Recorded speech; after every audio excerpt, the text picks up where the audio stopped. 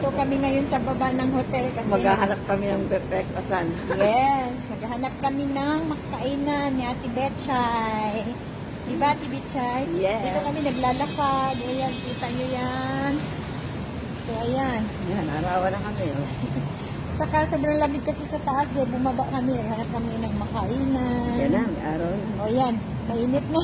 Ate Betchay, ito yung hinahanap mo. Yan tayo, Hindi ka hinahanap na ng init. nilalamig. Yes. O, baba. Gandahan. Saan ba? Gandahan. Saan ba? Hanap tayo dito daw sa likod. Sabi ko yung bililete na yan. Yes. Ayan, hanap kami ng food. Pakainan ni Ate Betchay. Eh, tapos na ito. Yan. Yan, arawan na So, kami. dito kami ikat Ate Betchay. Sabay ganun. Para tayo nun. Hinahag ko sa Ate Betchay, baka mahulog kasi. Kaya yun, hinaalalayan ko. Mahina na mata. Dandahan. Kala mo bata eh. Dandahan lang. Kala mo bata eh. Naglalakad lang naman kami. Lakad-lakad lang kung may time. Exercise ba?